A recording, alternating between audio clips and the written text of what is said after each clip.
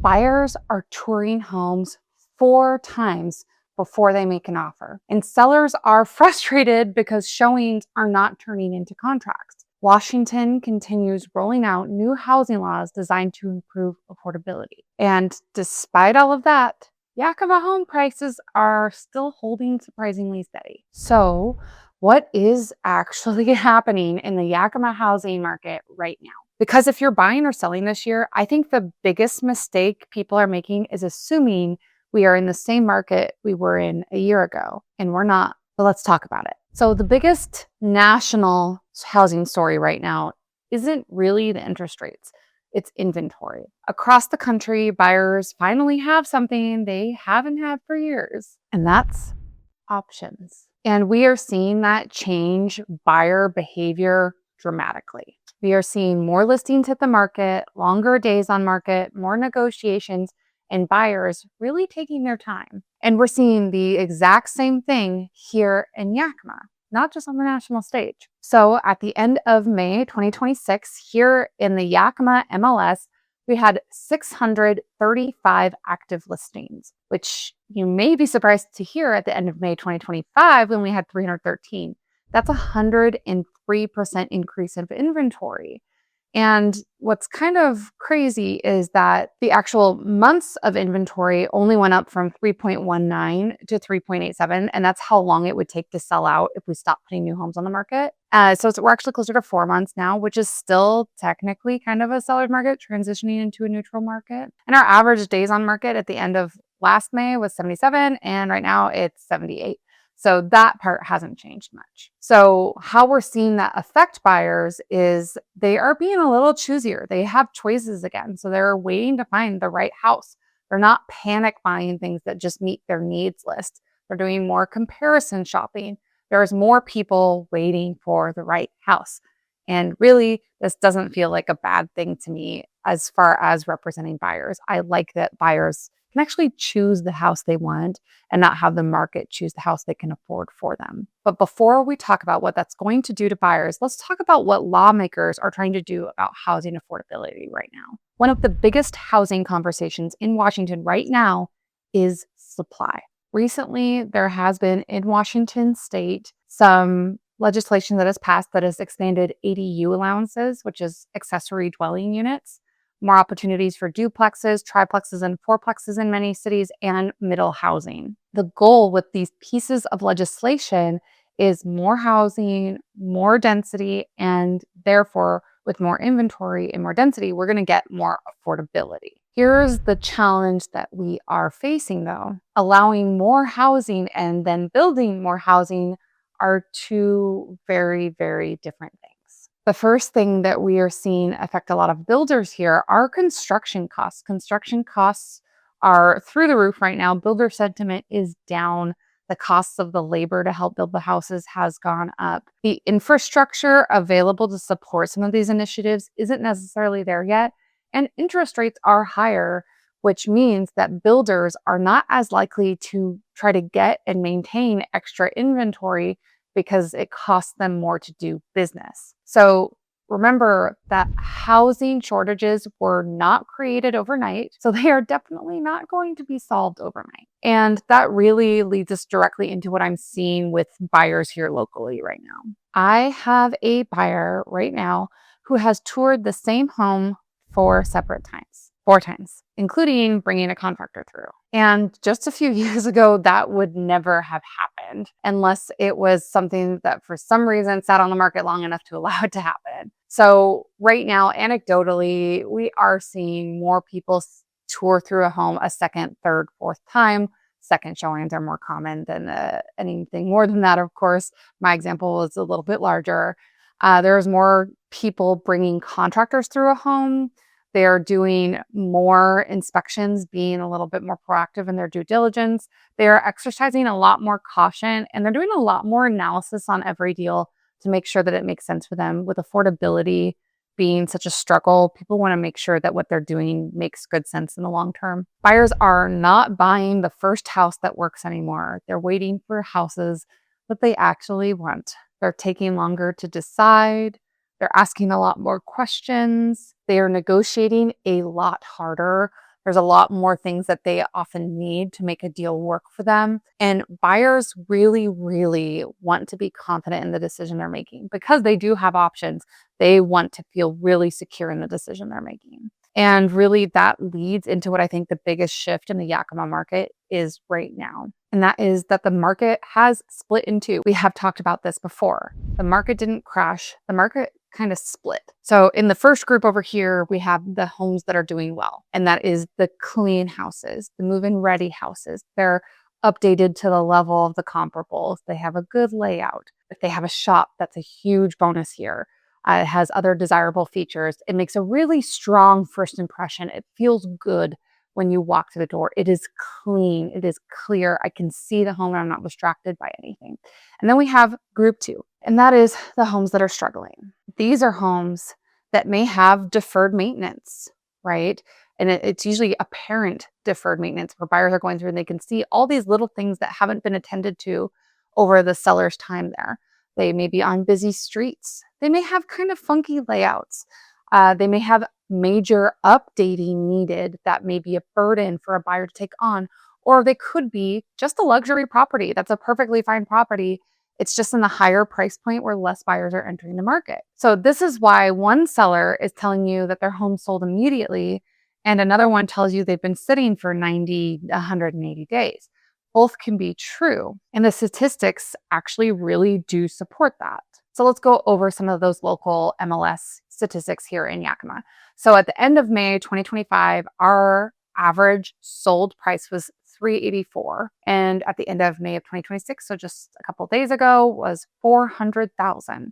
So that's up about 4%. So actually on trend with the trend line. But if we look at the median, it's about the same. So we ended May 2025 at 365. We ended May 2026 at 380. Again, a little more than 4%. So prices are not crashing. We are not seeing that yet. We are not necessarily anticipating it either. So over the last 6 months, the average sold price in the Upper Valley here, so if we're taking it just to the Upper Valley, we take the Lower Valley out of it because that is where I primarily serve here in Yakima County. The average sold price in the Upper Valley was $441, actually just under $442. 442,000. Homes sold at 98.9% of final list price. So homes are pretty much going for what they're listed for. And the average days on market was 86. So that changes the game a little bit the more narrowed down we focus the market. And I want to tell you that is not what a crashing market looks like. That is what a more balanced market looks like. So if the prices are holding, why are the sellers frustrated? And I think it's because a lot of them are making the biggest mistake I see sellers make. And the mistake that they're making is believing that they can always lower the price later. So they believe things like they can list high to just see if they can get it or to test the market. And they say things like, well, we can always lower it later, or they can always bring us an offer. And what they're not realizing is that if you list too high and you have time on market, you're actually often going to get a lower price than if you listed at a competitive price to begin with. The strongest buyer activity almost always happens when a property first hits the market. The less time on market, the higher your sales price. That is just a good golden rule. You do not get a second chance at a first impression. I've had some listings in the last year and a half, 2 years, where the first impression was not great. Some of these things were fixable and some of them were not fixable. It ran the gamut. If an issue is not fixable, you need to price to fix the problem by pricing more aggressively. And understandably, sellers do not want to do that because they want to protect their equity. And unfortunately, that doesn't usually pan out. We are going to do things like photography. We're going to do things to get it ready to sell. We're going to price it correctly, and we are going to make sure it's in good condition. If we do all of those things, then we can sell quickly. But if you are not wanting to do the preparation or improve the condition of the property, it does not matter how good of a photographer I bring in, how good of a videographer I bring in. Those things don't matter if we don't do the work behind the scenes first. And because buyers have choices right now, negotiations have really, really changed too. Negotiations are back. So some things that I am seeing more often right now is I'm seeing a lot more seller credits kind of across the board. Those can be used for closing cost assistance. They can be used for rate buy downs. We're also seeing a lot more inspection negotiations and repair requests being completed because the sellers know if they have a buyer and the buyer is paying a fair market value, and they do not want to lose that buyer. Now, this does not mean that homes are worth less. Again, it just means that buyers have options.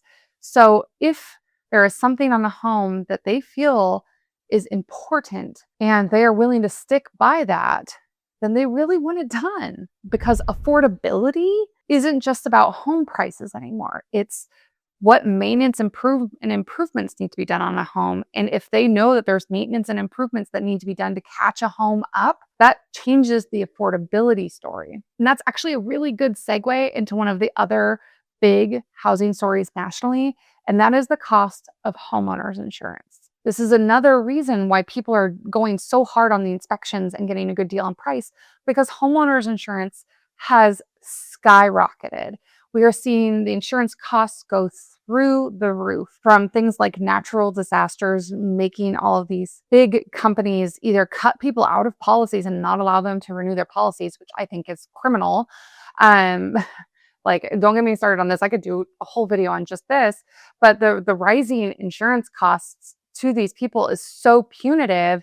And when it's not in line with what they paid to purchase the home, all of a sudden their home becomes not affordable. Now, if we're coupling that increasing cost, because your principal and interest payment are amortized over the life of your loan, those costs don't change. That insurance cost can really drive your monthly payment up, and that can change over time. And you do not have a lot of say over that. You can shop, but other than that, you're at the whims of the companies. Also, property taxes going up. We are seeing, at least here in Yakima County, the tax assessor has basically been told that he needs to get our assessed values actually up to where market value is. And he's had to work very hard and to what the perceived detriment of the people who own the homes to get the property taxes up to where the actual property values are. It makes him very, very not popular, but the actual assessed value is much more in line with fair market value now than I've seen it in my 8 years here in business. Also, maintenance costs have gone up. The cost of maintaining anything has gone up. The cost of getting people to come in and service things has gone up. Utility costs have gone up. We are very lucky here. We actually have really affordable utilities where I live. But I know there are places in the country where you're talking like 70, 80% utility increases over the last couple of years. So just remember that when people are looking and they're being a little pickier, that affordability is not just the mortgage payment anymore. So they're trying to control what they can control, because there's so many things that they can't control that are affecting affordability. Mortgage, taxes, insurance, maintenance, utilities, it all matters, and it is all increasing. So where does this leave us heading into summer here in the Yakima market? So I'm going to give you my predictions for June, what I expect to see.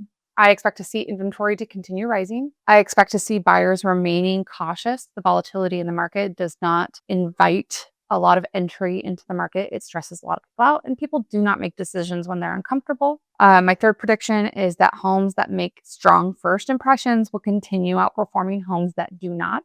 And my fourth prediction is that negotiations will remain commonplace. I think you will be hard pressed now to find a property that doesn't have a negotiation on some factor. And now it may not be, it could have a multiple offer situation to get the home, and maybe when it comes to the inspection, there may be a little bit more of a negotiation there. So if there is one thing I want you to take away from this month's update, it's this. The Yakima market has not crashed. It has not frozen. It hasn't stopped. It is really, truly just becoming more neutral and more selective. Buyers have choices again, and sellers need strategy. And again, first impressions matter more than ever. So if you're thinking about buying, selling, or relocating to Yakima, or you're just curious of what your home might be worth in today's market, I've included some links down below where you can reach out to work with me directly. And I am always happy to answer questions, help you build a game plan, or talk you through your specific situation. And if you're trying to stay informed about the Yakima housing market, relocation tips, neighborhood guides, and everything happening here in the Yakima Valley, make sure to subscribe because I've got new videos coming out every week.